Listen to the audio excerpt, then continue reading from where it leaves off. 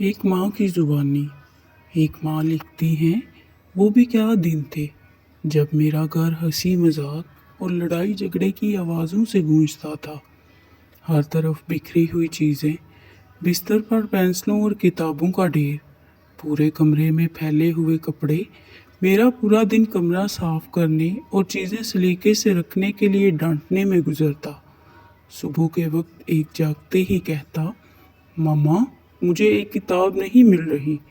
दूसरा चीखता, मेरे जूते कहाँ हैं।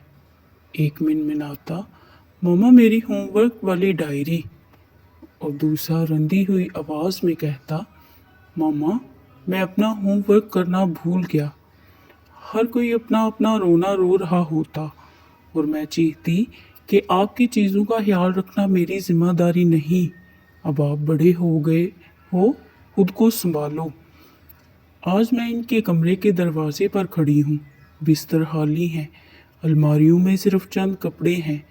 जो चीज़ बाकी है वो है इनकी खुशबू, और मैं इनकी खुशबू महसूस करके अपने खाली दिल को भरने की कोशिश करती हूँ। अब सिर्फ इनके कहूँ, झगड़ूं और मेरे गले लगने की याद है। आज मेरा घर साफ है, सब कुछ अपनी जगह पर है। ये पुरस्कून, पुरअमन और खामोश है, जिंदगी से खाली एक सहरा की तरह। वो इनका दरवाज़ा खुले छोड़कर भाग जाना और मेरा चीखते रहना कि दरवाजे बंद करो। आज सब दरवाजे बंद हैं और इन्हें खुला छोड़ जाने वाला कोई नहीं। एक किसी दूसरे शहर चला गया और दूसरा किसी दूसरे मुल्क। दोनों जिंदगी में अपना रास्ता ढूंढ रहे हैं। हर बार वो आते हैं और हमारे साथ कुछ दिन गुजारते हैं। जाते हुए जब वो अपने बैग खींचते हैं तो यूं लगता है जैसे मेरा दिल भी साथ खींच रहा है।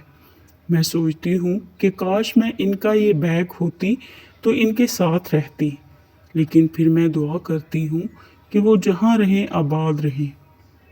अगर आपके बच्चे अभी छोटे हैं तो इन्हें एंजॉय करें, इनको गुदगुदाएं, इनकी मासूम हैरत को शेयर करें और इनकी छोटी छोटी परेशानियों का मुदावा करें।